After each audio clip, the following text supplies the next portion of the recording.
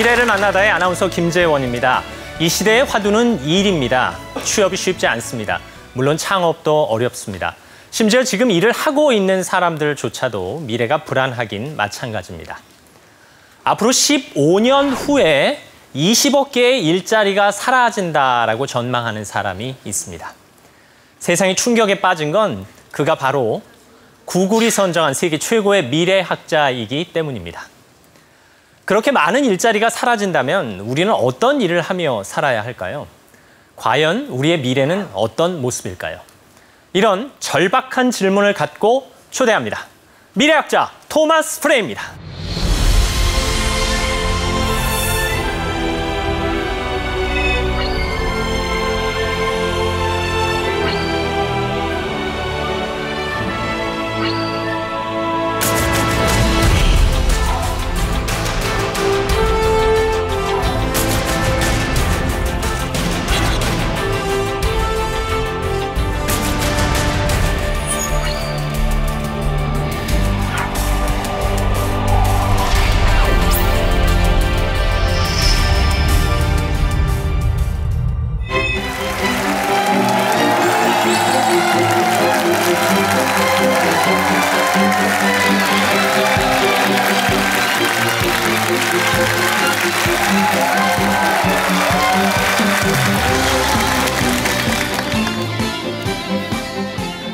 오늘 이렇게 여러분을 만나게 돼서 영광입니다. 먼저 우리는 과거를 되돌아보는 사회에 살고 있다는 말로 오늘 강연을 시작하고 싶습니다. 우리 모두는 개인적으로 이미 과거를 경험했습니다. 주위를 둘러보면 과거의 증거들을 쉽게 찾아볼 수 있습니다. 우리가 접하게 되는 정보들은 사실상 역사입니다. 다 과거 이야기니까요. 하지만 우리는 여생을 미래에서 살게 됩니다. 결국 엉뚱하게도 뒤를 돌아보며 미래를 향해 가고 있는 형국인데요. 그렇다면 우리는 미래에 대해 제대로 알고 있나요? 또 미래는 어떻게 만들어지는 걸까요? 미래는 우리 주변 모든 사람들의 마음 속에서 만들어집니다. 대개 사람들은 현재 결정을 내릴 때 미래의 상황을 염두에 두고 결정을 하게 되죠. 보통 사람들은 현재가 미래를 만든다고 생각하겠지만 제 결론은 미래가 현재를 만든다는 겁니다. 생각해 보세요. 우리 머릿속에 있는 비전들이 현재 행동을 결정합니다. 그래서 누군가 미래에 대한 비전을 바꾼다면 현재의 결정 또한 바꿀 수가 있습니다. 자, 여러분께 약속드리겠습니다. 오늘 제 강연을 통해 여러분은 미래에 대한 다른 비전을 갖게 될 겁니다. 그리고 이제부터는 다른 결정을 내릴 수 있을 겁니다.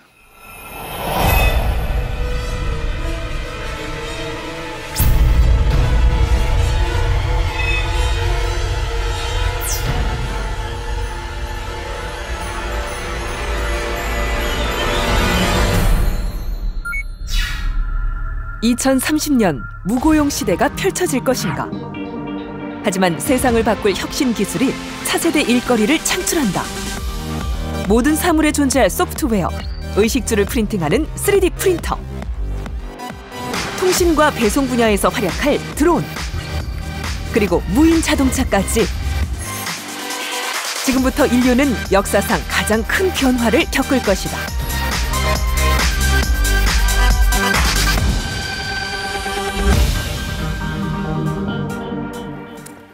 레리 피지는 구글의 CEO입니다. 기업의 실패 이유는 미래를 예측하지 못했기 때문이다라고 말한 바 있는데요. 오늘날 많은 일자리가 자동화 때문에 사라지고 있습니다. 최근 저는 기하급수적 역량 법칙이라는 개념을 논문에 썼습니다. 기하급수적 역량 법칙의 첫 번째 원칙은 바로 이렇습니다. 자동화가 이루어지면서 노력이 기하급수적으로 감소할 때마다 반대로 역량은 기하급수적으로 늘어난다는 겁니다. 이러한 기하급수적 역량 법칙에 대한 이해를 돕기 위해 몇 가지 예를 들어볼까요? 첫 번째로 대중교통수단입니다. 1850년대 평균 교통수단의 속도는 걷든 말을 타든 시속 6km였습니다. 때문에 한 사람이 일생 동안 이동하게 되는 거리는 평균 11만 킬로미터였습니다. 1900년경이 되면서 속도가 12km로 증가했고 1950년경에는 36km까지 증가했습니다. 지금 보면 굉장히 오래된 구식 차량들을 이용한 거죠. 2000년이 되면서 비행기를 이용하는 사람들이 늘어나 평균 속도가 110km로 증가했고요. 2050년엔 평균 시속이 무려 240km로 예상됩니다. 평생 동안 이동거리는 약 1100만 킬로미터가 될 것입니다. 무슨 얘기인가 하면은 불과 200여 년 만에 일생 동안 이동한 평균 거리가 100배가 늘어난 겁니다. 이것이 기하급수적 영향 법칙입니다. 우리가 더 쉽고 빠르게 무언가를 하게 되면서 더 많은 것을 할 수 있다는 얘기죠. 이번엔 좀 색다른 개념입니다. 제로 변칙이라고 제가 만들어낸 개념입니다. 더욱 정밀하게 무언가를 관찰하고 추적하면은 시작점, 즉 그 근원을 알 수 있다는 그런 개념입니다. 예를 들어서 위성, 센서, 휴대전화 데이터, 사물 인터넷과 같은 이 기술들을 사용해서 무언가의 근원을 파악하고 그리고 그 변화를 추적합니다. 이렇게 하면은 허리케인 그리고 토네이도, 해일의 변화 시기를 알게 됩니다. 그것도 아주 초기 단계에서 말입니다. 일례로 산불을 초기에 탐지할 수만 있다면 진압도 아주 쉬워지겠죠. 또 허리케인 역시 초기에 발견을 하게 되면 쉽게 예방할 수가 있을 것입니다. 즉, 제로 변칙은 이런 자연재해의 진앙을 추적하는 겁니다. 확장해서 생각을 하면은 정치 관련 부정부패도 파악할 수가 있고요. 또 건강과 질병 문제도 다룰 수가 있습니다. 인프라 실패, 경제 및 환경 문제 등 각종 위험 요소들을 사전에 발견해서 행동에 옮길 수도 있다는 그런 뜻입니다. 제가 오늘 강연을 통해 알려드리고 싶은 게 있습니다.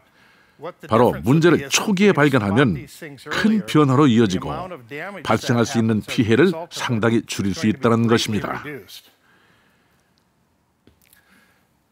제가 촉매적 혁신이라고 부르는 개념이 있는데요. 촉매적 혁신은 파괴적 혁신과는 매우 다른 개념입니다. 파괴적 혁신은 기존 산업을 와해시킵니다. 반면에 촉매적 혁신은 새로운 산업을 창출하고 일자리를 만들어냅니다. 촉매적 혁신의 예를 들어보겠습니다. 전기, 자동차, 비행기, 사진, 전화가 촉매적 혁신에 해당됩니다. 그런데 중요한 게 있습니다.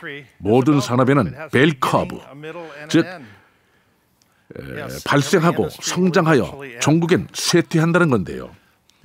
오늘날 가장 많은 돈을 벌어들이는 산업들은 사실 대부분 벨 커브 중기 단계를 지나고 있습니다.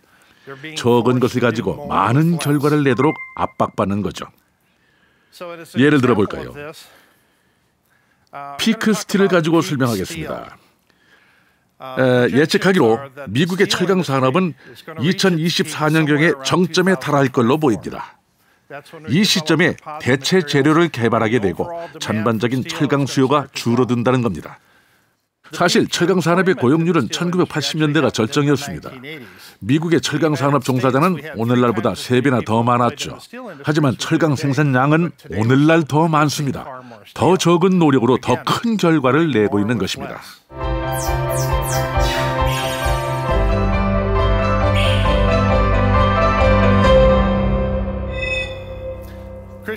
크리스티안 해밍들은 이런 얘기를 했습니다. 2030년이 되면 모든 뉴스의 90%를 컴퓨터가 쓸 것이다. 마크 앤드리슨은 소프트웨어가 세상을 장악한다고 말했고요. 그리고 벤처 투자가 비노드 코스는 또 이렇게 말했습니다. 빅데이터가 의사 수요를 대체할 것으로 예측한다고 말입니다. 크리스 앤더슨은 3D 프린팅이 인터넷보다 영향력이 더 커질 것으로 전망하고 있습니다. 저도 빠지기 싫어서 제가 한 말을 한번 인용을 해보겠습니다. 저는 2030년까지 20억 개 이상의 일자리가 사라질 것으로 예측했습니다. 제가 이렇게 말한 이유는 미래가 암울하다는 말씀을 드리려는 게 아닙니다. 20억 개 일자리가 사라지면서 20억 명의 실업자가 생긴다는 얘기도 아닙니다. 과거보다 빠른 속도로 많은 일자리가 대체된다는 얘기입니다. 그렇다면 우리는 어떻게 해야 할까요? 많은 분들이 창고에 이런 도구를 갖고 계실 텐데요. 지금은 스마트폰에서 애플리케이션을 내려받으면 더 이상 이 수평계를 살 이유가 없어졌습니다. 다시 말해서 이 도구에 알루미늄 틀을 만들 사람도 필요 없고 부속품을 만들거나 조립할 사람도 배송할 사람도 필요 없게 됩니다. 매장도 필요 없죠. 애플리케이션을 내려받을 때마다 일자리가 사라지고 있는 셈입니다. 극소수라고 할지라도 일자리가 사라지는 겁니다. 수천억 개의 애플리케이션을 내려받는다면 엄청난 수의 일자리가 사라지게 되겠죠. 우버나 에어비앤비와 같은 기업들 들어보셨을 겁니다. 불과 몇 년 전에 등장해 큰 성장을 이뤘죠. 이 회사들은 중간 관리 단계를 없애고 소프트웨어로 사람을 대체했습니다. 코딩과 알고리즘을 사용하여 관리를 대신한 거죠. 하지만 일자리가 없어졌다고 할 일이 없어지는 건 아닙니다. 누군가는 일자리가 갑자기 사라질 것이라고 말하기도 합니다. 말도 안 되는 소리죠.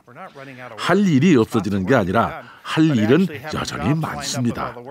하지만 일자리와 할 일이 일치하는 것은 아닙니다. 2030년엔 모든 뉴스의 90%가 컴퓨터로 쓰여질 것이라는 크리스티안의 예측은 이미 현실이 되고 있습니다. AP연합통신에선 이미 분기당 3천여 개의 기사가 컴퓨터를 이용해 작성되고 있습니다. 2015년 올해에만 12,000개의 기사가 쓰여지겠죠. 이렇게 컴퓨터가 책상에 앉아 기사를 작성하지는 않겠지만 방식은 비슷하지 않을까 생각합니다. 그렇다면 다음 세대의 일자리는 어디서 생겨날까요? 바로 미래 산업에서입니다. 그렇다면 앞으로 어떠한 미래 산업을 통해 우리가 일자리를 제공받을 수 있는지 알아보겠습니다. 마크 앤드리슨은 결국 소프트웨어가 장악한다고 예측합니다. 세상을 뒤덮는 수많은 인프라의 중심에는 다층의 여러 소프트웨어가 있습니다. 사물 인터넷도 소프트웨어로 움직입니다. 사물 인터넷은 2008-9년에 시작된 개념인데요. 당시 한 네트워크 회사는 인터넷에 연결된 기기의 숫자가 전 세계 인구 숫자를 앞질렀다고 발표했습니다. 당시 세계 인구가 68억 명이니까 인터넷 연결 기기가 68억 개 이상이라는 거죠. 2020년까지 500억 개의 기기가 인터넷으로 연결된다는 예측도 있습니다. 앞으로 불과 5년밖에 남지 않았습니다. 이와 동시에 센서 이동이 일어나고 있는데요. 지난해 미국 샌프란시스코에서 1조 센서 회담이 개최되었습니다. 세계에 1조 개의 센서가 존재하기까지 얼마나 시간이 걸릴 것인가를 파악하는 로드맵들이 발표됐습니다. 회담에서는 2024년경이라고 예측했고요. 2036년까지 100조 개의 센서가 존재할 것으로 전망했습니다. 무슨 얘기인가 하면은 센서들이 더 작아지고 제조하기도 쉽고 굉장히 흔해질 것이라는 겁니다. 우리 삶의 많은 부분에서 큰 변화가 예상되고 있는데요. 이 사물 인터넷은 굉장히 놀라운 기계 형태로 속속 등장하고 있습니다. 저는 이것들을 인챈티드 오브젝트, 즉 매혹적인 사물이라고 부릅니다. 매혹적인 사물의 예를 들어보겠습니다. 첫 번째로 스마트 쓰레기통입니다. 이 쓰레기통은 여러분이 쓰레기를 버리면 자동으로 스캔해서 해당 제품을 다시 주문을 합니다. 이 스마트 거울은 옷을 착용한 모습을 저장해서 다른 옷을 입어볼 때 서로 비교해 볼 수 있게 해줍니다. 그리고 스마트 약통입니다.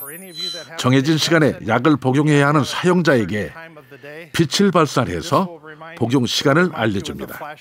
반응이 없으면 노래가 나오고요. 그래도 약을 먹지 않으면 문자 메시지를 보냅니다. 약을 안 먹을래야 도저히 안 먹을 수 없겠죠. 다음은 스마트 우산입니다. 기상예보 기능이 있는 똑똑한 제품인데요. 현관 앞에 놔두면 자동으로 날씨를 예측합니다. 비가 올 것으로 예상되면 손잡이 부분에서 불빛이 나와 우산을 잊지 않고 가져가도록 도와줍니다. 다음은 스마트 드론 카메라입니다. 정말 멋진 기기인데요. 모양은 시계 같지만 펼치면 스마트폰으로 조종할 수 있는 드론이 됩니다. 이웃집이 궁금할 때도 쓸 수 있겠네요. 스마트 커피 메이커를 알아볼까요? 첨단 기능으로 무장했습니다. 아침에 일어나서 기기에 손을 얹으면 커피에 들어가야 하는 최적의 카페인 함량을 계산합니다. 설탕도 얼마나 들어가야 하는지 측정해 주고요. 개인적으로 위스키 옵션도 있으면 추가되면 좋겠는데 아직은 아닌가 보네요. 자, 우리는 이제 가상 증강현실의 세계에 진입하고 있습니다. 그 결과 주변의 모든 것을 인지할 수 있는 초인식의 세계를 만들어내는 것이죠. 가상 증강현실은 새로운 애플리케이션으로 가능한데요. 예를 들어서 증강현실 안경을 착용하고 길을 걷다가 지인을 만나면 화면에 그 사람이 이름이 뜨고 그리고 갖가지 필요한 정보까지 제공하니 세상에서 가장 똑똑한 사람이 되는 거겠죠. 안경에만 국한된 기술이 아닙니다. 이것은 스마트 콘택트 렌즈인데요. 이 렌즈는 우리에게 주변의 상황에 대한 많은 정보를 보여줍니다. 많은 정보들이 교환되도록 한 장치인데 예를 들어 당뇨 환자의 혈당 수치도 모니터할 수가 있답니다. 예측하기론 이 그래핀 렌즈를 착용하면 야간에도 환하게 볼 수 있다고 합니다. 그리고 여기 보시면 위쪽에 음식 사진이 있는데요.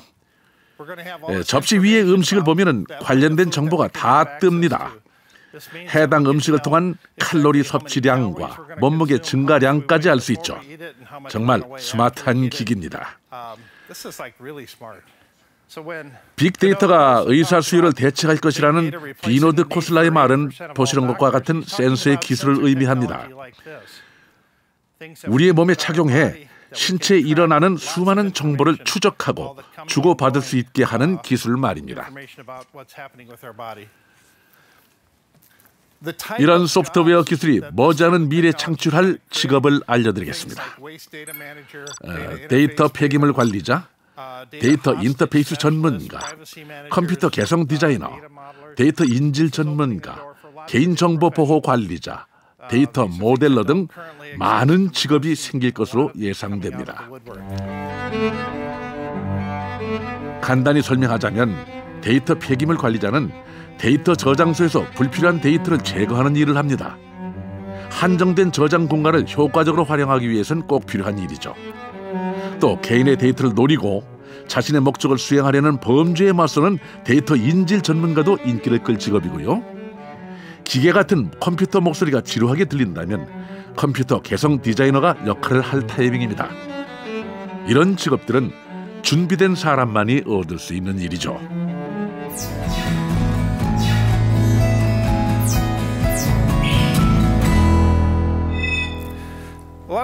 여러분은 이미 3D 프린트에 대해 알고 있을 겁니다.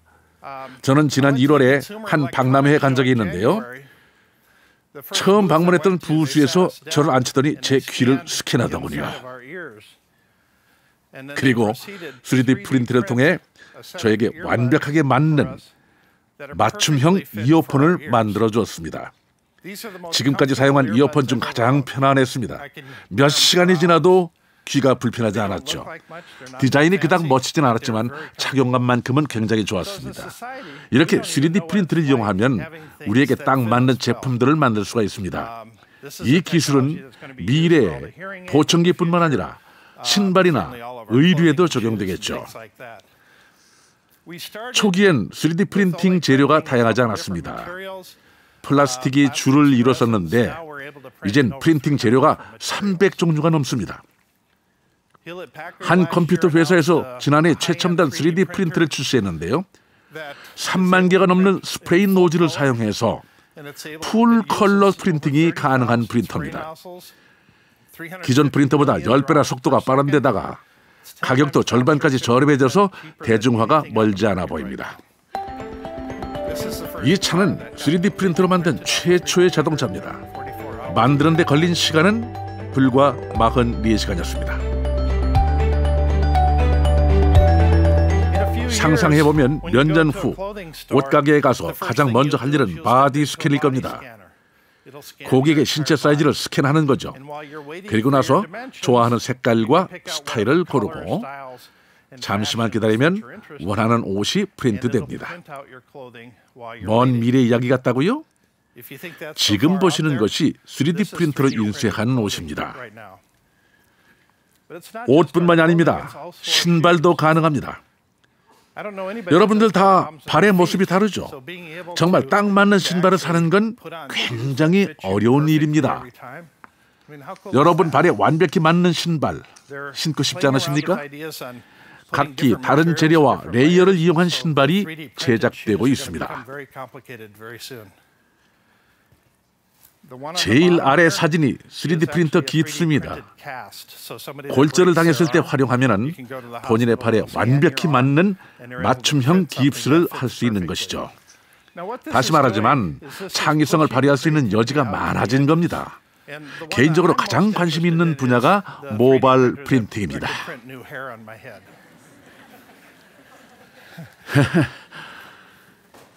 디즈니사가 3D 프린팅 기술을 개발하고 있는데 아직 모바일까지는 아니라고 하네요. 진행 중이라고 하니까 빨리 이용할 수 있었으면 참 좋겠습니다. 우선 저부터요. 그런데 3D 프린팅은 많은 산업들을 와해시킵니다. 보석과 의류, 음식, 주택, 의료, 유통, 건설 분야까지 말입니다. 이 중 건설 쪽이 아주 흥미로운데요. 잠시 동영상을 보시죠. 이것은 집 또는 건물 전체를 3D 프린팅하는 기술입니다. 먼저 세라믹 레이어를 겹겹이 쌓습니다. 그리고 섬유 유리로 강화한 콘크리트로 전환해 작업을 합니다. 이것이 완성된 건물의 벽인데요. 콘크리트 레이어를 겹겹이 쌓아 만든 겁니다. 몇 년 전에 이 기술이 개발됐는데 현재 네덜란드, 미국, 그리고 영국에서 3D 프린팅으로 집 전체를 짓는 그런 회사들이 생겼습니다. 자, 그렇다면 집 전체를 어떻게 지을까요? 여기 보시는 것처럼 매우 정교한 첨단 기술인데요. 그러던 중에 갑자기 중국의 한 회사가 나타났습니다. 3D 프린팅으로 하루 만에 집 10채를 지었죠. 평균 제작 비용이 집 한 채당 겨우 $5,000 들었답니다. 3D 프린팅은 건설 산업 전체를 대체하기 직전까지 와 있습니다. 미래엔 건설 부지에서 이 같은 방식으로 원하는 집을 지을 수 있습니다. 본인 소유 부지에서 단 하루 만에 원하는 집을 짓는다고 상상을 해보십시오. 제 생각엔 머지않은 미래에 우리가 살고 있는 집이 좀 실증나면 그냥 다시 프린트할 것 같습니다. 집을 청소할 필요도 없고요. 그냥 다시 프린트합니다. 바이오 프린팅 또한 큰 주목을 받고 있습니다. 이것은 화상 환자를 위한 3D 프린팅 스킨입니다. 이분은 수술을 위해 3D 프린팅으로 정맥을 만들고 있습니다. 이제는 여러분의 뇌를 스캔해서 3D 프린터로 만들어 책상 위에 놓고 감상하는 일도 가능합니다. 친구에게 나의 뇌가 어떻게 생겼는지 자랑할 수도 있겠죠. 이 어린이는 3D 프린팅 의수를 착용하고 있습니다. 일반 의수보다 훨씬 적은 비용으로 만들 수 있죠. 리 크로닌 교수는 영국 글래스고 대학 교수인데요. 그는 모든 의약품까지도 3D 프린팅이 가능하다고 얘기합니다. 말도 안 된다고요? 이미 벨기에에선 알약 제조용 3D 프린터를 살 수 있습니다. 알약만 만드는 게 아니라 포장도 프린트할 수 있습니다. 그 외에도 담낭과 신장, 귀라든지 여러 장기를 줄기세포를 이용해 프린트할 수 있다고 합니다. 크릭 벤터는 머지않은 미래에 모든 생물 형태를 3D 프린팅할 수 있다고 주장합니다. 그렇다면 내 몸을 대체할 수 있는 신체를 언제쯤 3D 프린팅할 수 있을까요? 제가 나이도 있고 하니까 한 20살 정도의 신체에 잘생긴 외모면 좋겠는데요. 물론 머리숱도 좀 많았으면 좋겠고요. 자, 제가 지금까지 이상한 얘기를 많이 했다고 생각하실 수 있지만 이게 다가 아닙니다. 3D 음식도 만들 수 있습니다. 최근에는 나사 항공우주국도 관여했습니다. 왜냐하면 우주 비행을 하는데 다른 행성에선 음식 재료를 구할 수가 없기 때문이죠. 우리가 우주로 갈 때에 음식을 따로 챙겨가지 않아도 다양한 식단을 즐길 수가 있는 것입니다. 3D 음식 프린터로 뭘 만들 수가 있을까요? 햄버거도 프린팅되고 과자와 라비올리 그리고 콘칩도 만듭니다.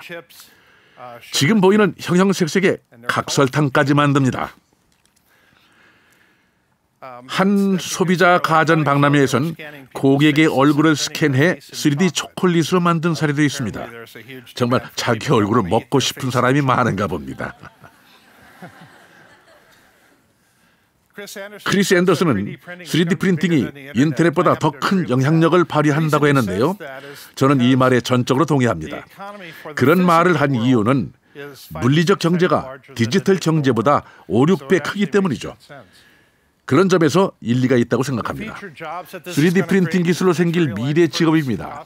3D 프린터 소재 전문가, 비용 산정 전문가, 잉크 개발자, 패션 디자이너, 요리사, 신체 장기 에이전트 등입니다.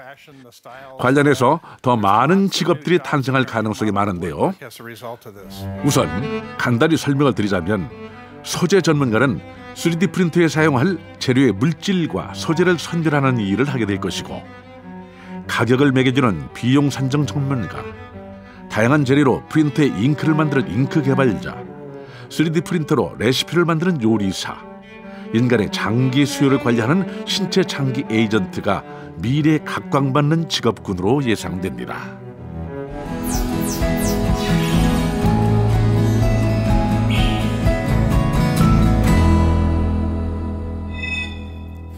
드론에 대해 말씀드리겠습니다.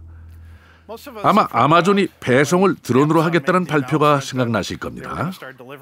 하지만 실제로 아마존보다도 중국의 알리바바에서 더 많은 진척이 있습니다. 일반 대중이 드론으로 택배를 받기까지는 시간이 좀 더 필요할 것 같습니다. 여전히 해결해야 할 문제가 아주 많이 있거든요. 하지만은 현재 A 지점에서 B 지점으로 이동하는 것은 자동화 시스템으로 가능합니다. 사람이 직접 조종을 하면은 굉장히 오래 걸릴 것입니다. 한 회사가 식당에서 테이블까지 드론으로 음식을 서빙하는 기술을 개발했습니다. 이 드론으로 전달된 이 음식을 우리가 젓가락으로 집어먹는 게 글쎄요, 뭐 이상한 일이겠습니까? 아주 재미있는 시도죠. 이 드론의 크기는 매우 다양합니다. 아주 작은 것부터 매우 큰 것도 있죠.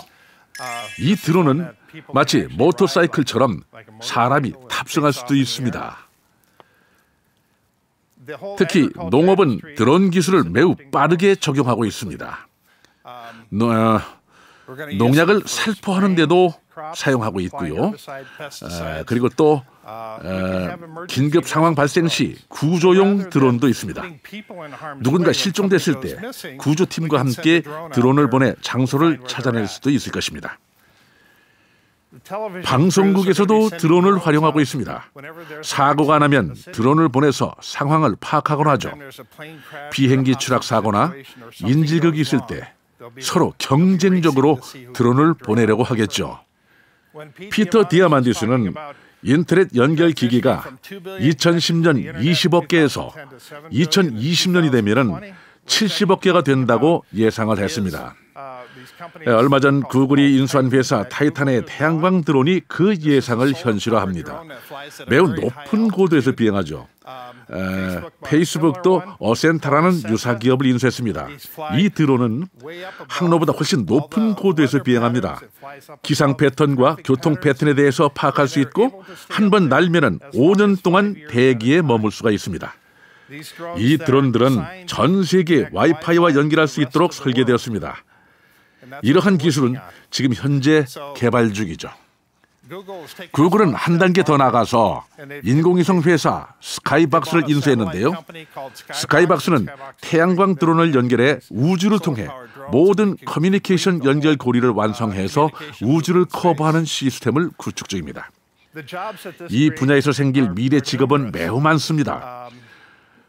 드론 분류 전문가, 드론 조종 인증 전문가, 환경오염 최소화 전문가, 악영향 최소화 전문가, 드론 표준 전문가, 드론 도킹 설계자, 자동화 엔지니어까지 예상되는 직업이 아주 다양합니다.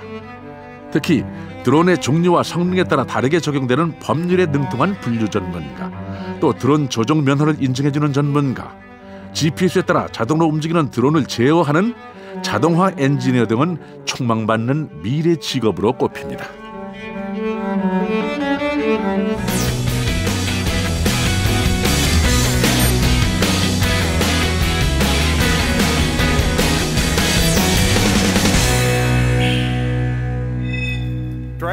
무인 자동차도 많은 일자리를 창출할 새로운 산업입니다.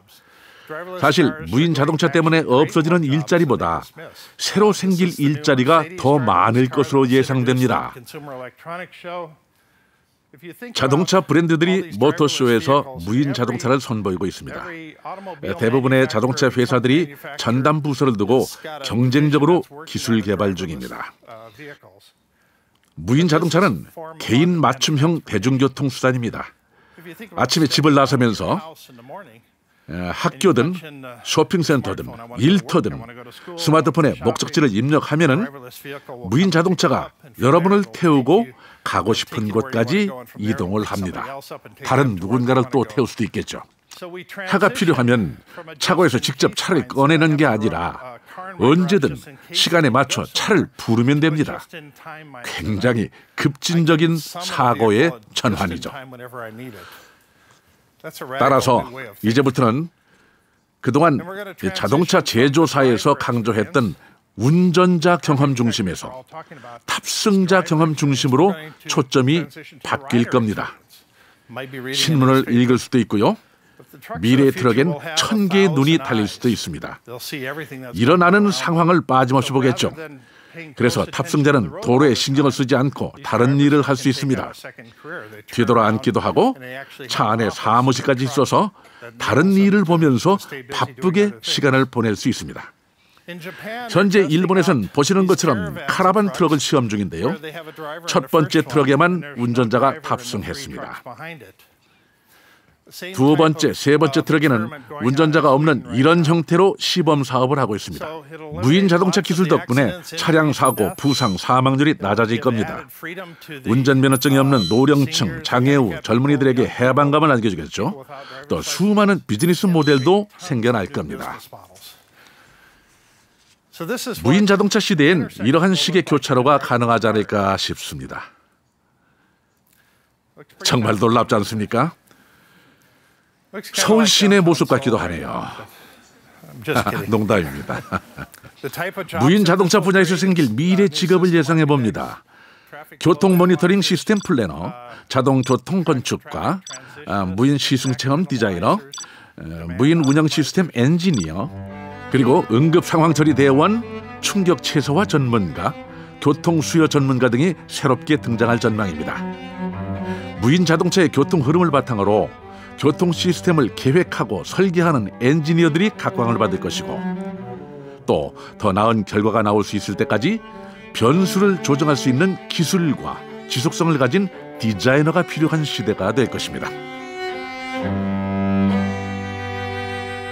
마크 트웨인은 말했습니다. 고양이 꼬리를 잡고 다니는 사람은 다른 사람이 배우지 못한 것을 배운다. 네, 맞습니다. 미래는 우리에게 달려 있습니다. 우리가 하기에 따라 미래의 모습이 달라지기 때문입니다. 여러분께 미래에 대한 몇 가지 예측을 말씀드리고 싶습니다. 사물 인터넷은 절도를 사실상 근절할 것입니다. 사물 인터넷으로 우리는 가치 있는 건 무엇이든 연결하고 우리 자신의 주인의식 네트워크를 형성해서 무엇이 어디에 있는지 언제든 알 수 있게 됩니다. 하지만 절도의 수준이 좀 더 높아질 수도 있겠죠. 무인 자동차는 자동차가 처음 도입됐던 때만큼 대중교통을 크게 바꿀 겁니다. A지점에서 B지점으로 가는 방식을 완전히 바꾸는 거죠. 지금보다 훨씬 쉬워질 테니까요. 따라서 2030년엔 대부분의 사람들은 스스로 3D 프린팅 의류를 입고 3D 프린팅 주택에 살면서 드론을 통해 택배를 받고 한 대 이상의 로봇을 소유할 겁니다. 프리랜서로 유연하게 일하고 무인 자동차를 이용하는 일도 많이 있겠죠. 오늘날보다 3배 정도 교육 수준이 높아질 겁니다. 성취 능력도 10배 증대할 겁니다. 실로 엄청난 변화입니다. 우리는 유례없이 기회가 많은 시대로 진입하고 있습니다. 왜 이 시대가 중요한 줄 아십니까? 왜냐하면 인류는 향후 20년 동안 인류 역사상 가장 큰 변화를 겪을 것으로 예상됩니다. 위험 요인들은 기하급수적으로 증가할 겁니다. 우리 아이들의 미래가 우리에게 달려 있습니다. 스티브 잡스는 말했습니다. 지금 바로 이 순간이 당신이 미래에 영향을 끼치고 있는 순간이다. 하지만 때론 인간의 노력이 기대에 못 미칩니다. 이런 식으로 산산조각 날 때도 있죠. 에디슨은 말했습니다. 대부분의 사람들이 기회를 놓치는 이유는 기회가 보통 작업복 차림의 일꾼 같아서 일로 보이기 때문이다. 질문과 함께 더 자세한 얘기 나누고 싶습니다. 네, 감사합니다.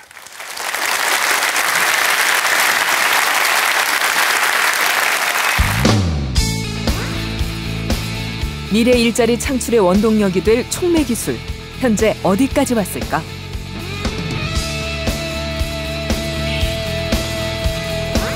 농업의 패러다임을 바꿀 스마트 농업, 최고 수확량에 도전 중이다.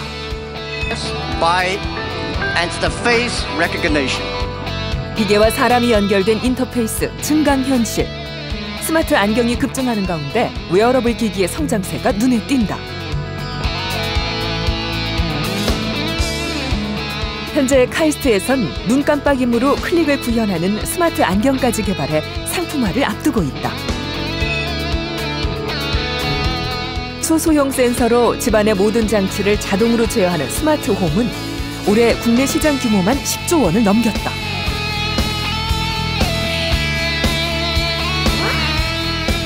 (3D) 프린터는 올해부터 매년 출하량이 2배 이상 늘고 2018년엔 230만 대가 팔릴 전망이다. 3D 프린터는 제조업 혁명 시대를 예고하고 있다. 구글, 페이스북 등 글로벌 IT 기업들은 현재 드론 개발에 심혈을 기울이고 있고 드론 전문 기업들도 주목받고 있다. 기업용 드론에서부터 개인용 드론까지 드론 시장은 폭풍 성장이 계속될 전망이다. 구글은 2017년 핸들과 엑셀러레이터, 브레이크가 없는 무인 자동차를 상용화할 계획이라고 밝혔다. 도로 위의 혁명이 조용히 다가오고 있다. 촉매 기술 혁신이 가져올 미래 직업. 우리는 무엇을 어떻게 준비해야 할까?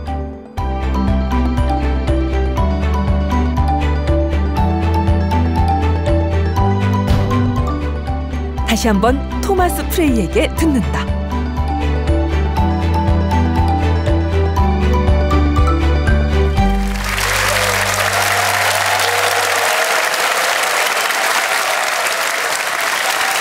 Okay, thank you so much for coming on to our show. We really enjoyed it. Actually, I really enjoyed the future. Did you enjoy the stage? Oh, this is perfect. Oh, really? Yeah, I loved it. Yeah. Someday we're going to print out entire stage by 3D printing. Maybe I hope so. In less than a day. Oh, okay. While I was listening to your lecture, I was thinking that we don't have to worry about the future, but we need to prepare for it. Is that right? Absolutely. Yeah. Absolutely.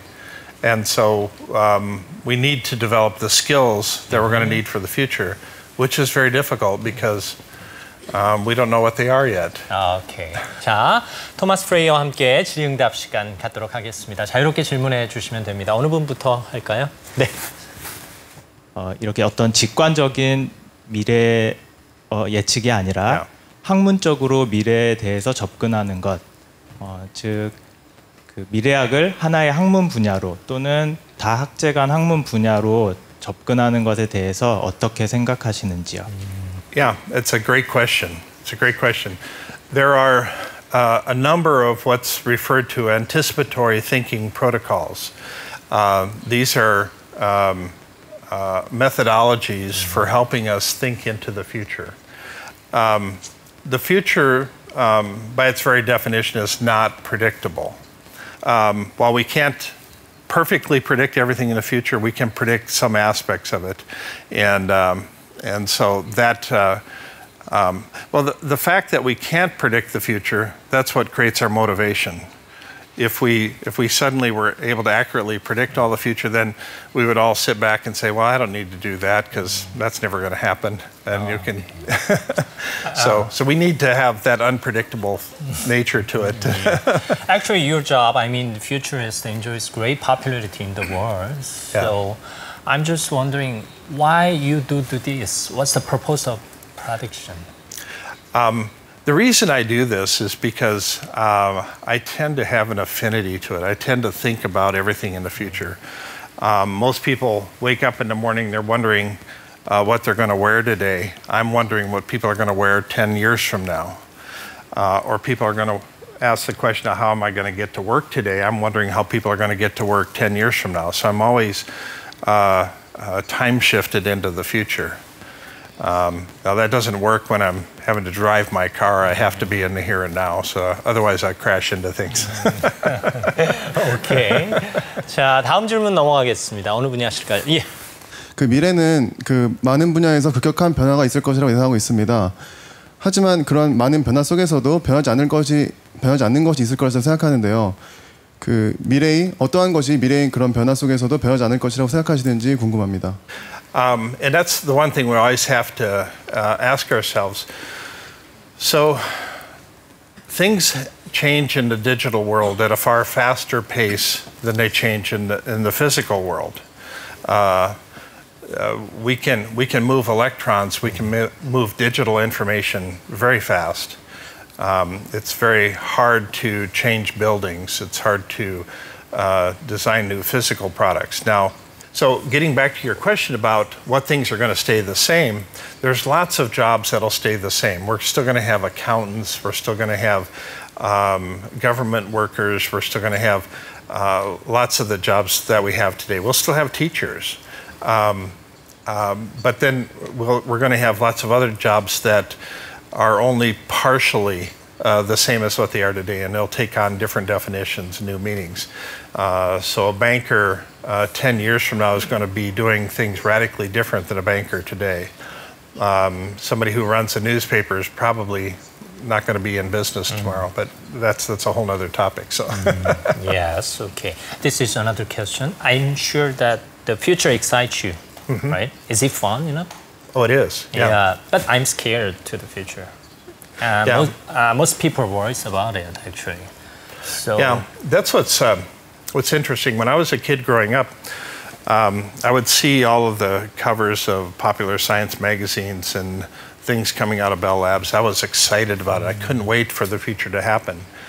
Now there's lots of doom and gloom predictions about the future, and so the average person wakes up and is not feeling good about what might come 10 years from now. I view part of my job as to make the future fun again. So how do we make it fun again? Okay. And I think that's an interesting challenge. So, because I don't think the future is doom and gloom. We're going to have lots of problems. We're going to have lots of challenges ahead. But every one of these problems and challenges creates opportunity. So you mean I can unlock the door of opportunities or things like that? Yeah, I think by understanding the future, you can understand exactly where the challenges are going to be, and that gives you a clearer understanding of where the real big opportunities lie. 자, 다음 분 질문해 주시겠어요? 네, 이 세계는요, 창의적인 세계인데요. 그 상상력, 창의력하고 스마트 기술 결합하면 못하는 일이 없는 것 같은데요. 그럼 그 미래 세계를 적용하기 위해서 그 상상력, 창의력 같은 것을 도대체 어떻게 키워야 되는지를 좀 궁금해요. 네. You know, ever since I was a little kid, I was being trained how to think two-dimensionally. I was looking at books, I was looking at whiteboards and chalkboards, everything was two-dimensional. Even our screens on our computers and our television, it's all two-dimensional thinking. Now, virtual reality is opening up this three-dimensional world for us, and we're having a hard time grasping what the full potential is of it, because we've been framed around, everything that we're thinking about has been framed around two-dimensional thinking. So how do we make things rise up off of the page? How do we make things come out of the walls?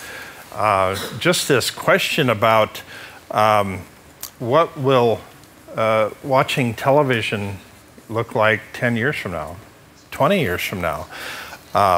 Will television still be this idea of watching this appliance in the front of the room? Will it be digital wallpaper? Will it be a projected image? Will it be three-dimensional? Will the characters actually come out of the wall and interact with us? These are things that we don't know how quickly that'll all happen, but I'm excited about having television move to the next level. I think it could be very entertaining. Yeah. Great, I'm expecting as well. So this is another question. Just imagine, if you're a college freshman, what would you study? You know, I get asked that question a lot, and it's actually very difficult. We're still going to have lots of demand for engineers. We're going to have lots of demand for computer programmers right now, because every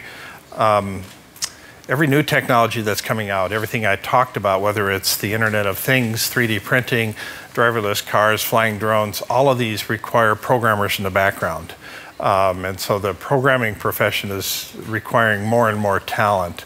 And so the quicker people can move into that area, there's lots of opportunity. There's going to be lots of room for designers. The whole area of design is taking on a whole new life, if you will, because products that don't have that extra pizzazz to them, that don't really stand out, they're not going to do well. Just the understanding kind of how we're transitioning, this idea of a transitionist moving from one stage to the next is going to be in huge demand. Ethicists, the people that can understand the ethical dilemmas that we're running into, they're going to be in huge demand as well. So I think there's lots of opportunity. I think if you're just a general studies person, I think that you're probably going to have a hard time getting a job then. So you have to specialize, and we've kind of concluded that by 2030 that the average person in 2030 better plan to reboot their career 6 times. So you've just mentioned over 2 billion job opportunities will be disappear by 2030. So Yeah, that's roughly half the jobs on the planet. It means lots of specific jobs will be emerging as well. So I'm just wondering what kind of job will be disappear or what kind of job will be emerging? So, well, I mean, think about a driver position. I mean, if we have driverless cars, then we won't have as need for as many drivers. Do you have any principle or trend to predict that? Yeah, just the agriculture world, as an example, has had steering assist on tractors since 2009. And now they're right on the verge of going into driverless tractors in the agriculture world. The number of taxi drivers is declining substantially just because of Uber out there. Hotels are having a harder time because of Airbnb.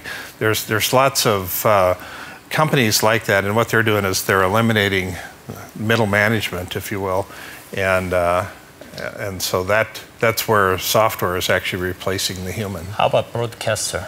It will be disappear. Yeah, we might have avatar broadcasters. I don't know. Okay, thank you. 자, 다음 질문 받겠습니다. 예, 다른 게 아니라 그렇게 많은 일자리들이 사라져 갈 거라고 말씀을 하셨는데요. 그렇다면 저처럼 창업을 하는 거에 대해서는 어떻게 생각하시는지 좀 듣고 싶습니다. I think there's huge opportunities for people who want to start their own business. And I think we need more experimentation. When I talk about creativity getting pushed out to the edges, yeah, that gets pushed out to the entrepreneurs as well.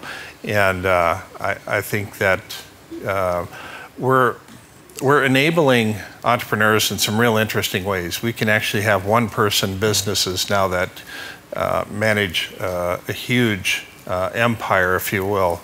And they don't have any employees themselves. They do work with other companies and contractors, and they can manage lots of things. So there's huge amounts of ingenuity that's coming out. Now, as a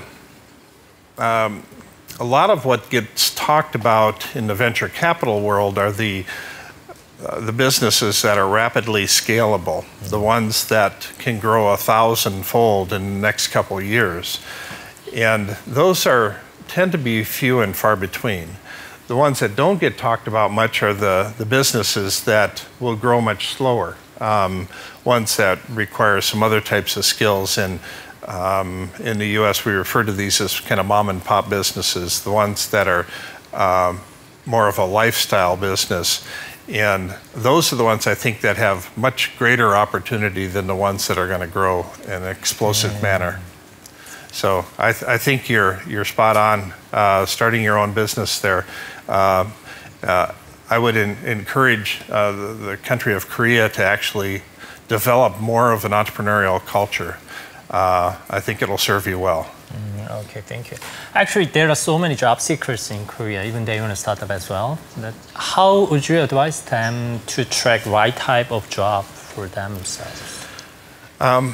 We're moving into much more of a freelance economy, and so it's easy to take on freelance jobs here and there, and so it's easy to experiment with things and to test things out.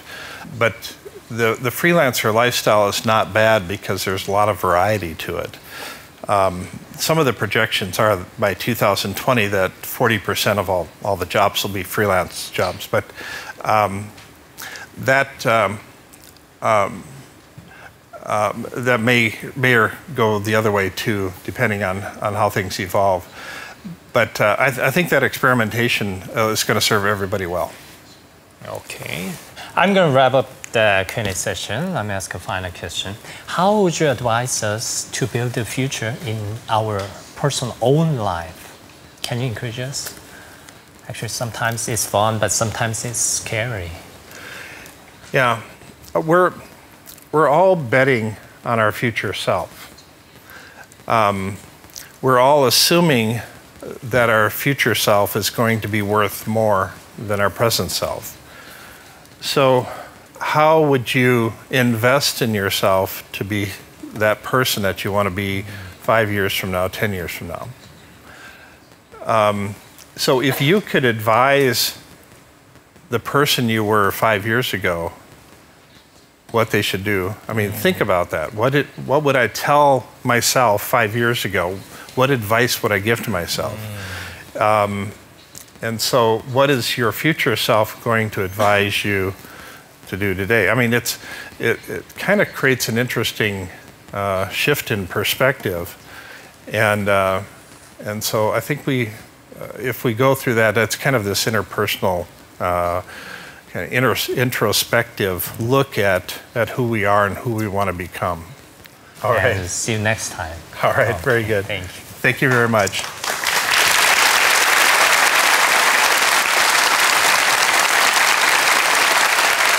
오늘 토마스 프레이의 이야기를 들으면서 공상과학이 단순히 소설이나 영화 속의 이야기가 아니라는 생각이 들었습니다. 하지만 중요한 건 현재를 명확히 진단하고 또 현재의 삶을 충실히 살아갈 때 우리가 안전한 미래를 맞이할 수 있다는 거겠죠. 가장 중요한 것은 바로 지금 이 순간입니다.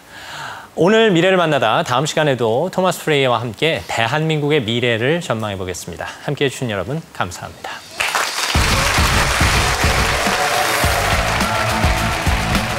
Korea has the least number of children. By 2060, over half the population will be over 60. Only 20% will be under 30. So you have a lot of hard choices to make. You can have more kids, increase immigration, employ more robots. And the last one here, reunification with North Korea. Now the combined populations will change a lot of things. When it happens, things will unfold very quickly within the next 5 years.